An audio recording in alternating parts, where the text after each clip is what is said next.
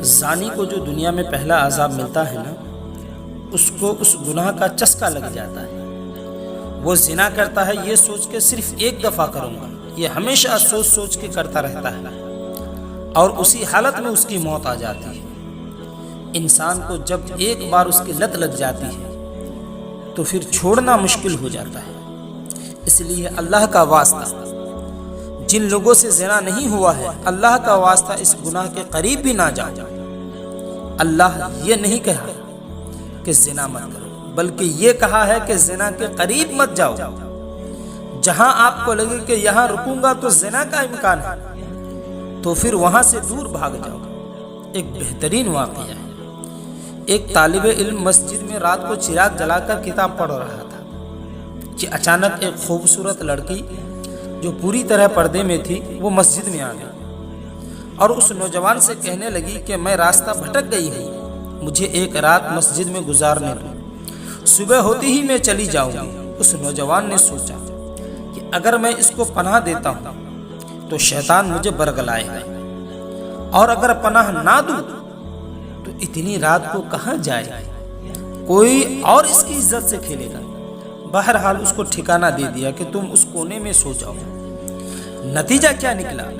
وہ لڑکی بھی اس کو دیکھ رہی تھی کہ یہ کرتا کیا ہے۔ اس کو بھی اپنی عزت کا ڈر تھا، کہیں یہ دست درازی نہ کرے۔ یہ نوجوان جس چراغ میں مطالعہ کر رہا تھا اس کی آگ میں اپنی انگلی لے جاتا اور اس کو جلاتا۔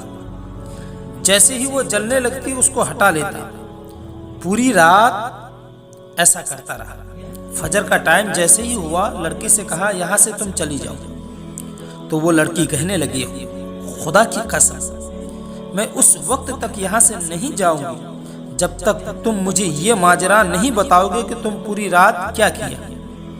کہنے لگا یہ میرا اور اللہ کا معاملہ ہے، میں تجھے نہیں بتا سکتا۔ پھر اس لڑکی نے اللہ کا واسطہ دیا کہ مجھے بتاؤ۔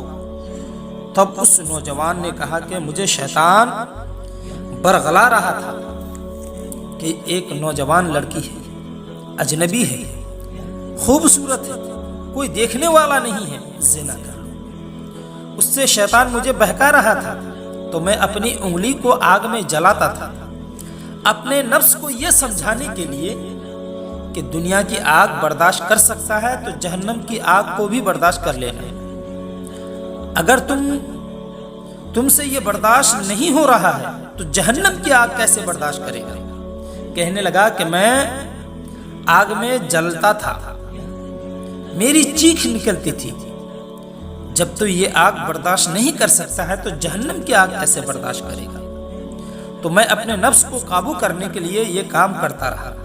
وہ لڑکی چلی گئی اپنے گھر اور اپنے باپ سے کہنے لگی کہ اگر میں نکاح کروں گی تو اس نوجوان سے جو پوری طرح پاک دامن ہے۔ اس کے باپ نے اس کا نکاح اس لڑکے سے کرا دیا۔ دیکھو، حرام طریقے سے بچو گے تو اللہ نے آپ کے لیے حلال طریقہ بھی رکھا ہے۔ اللہ پاک ہمیں ہدایت دے اور زنا سے بچنے کی توفیق عطا فرمائے۔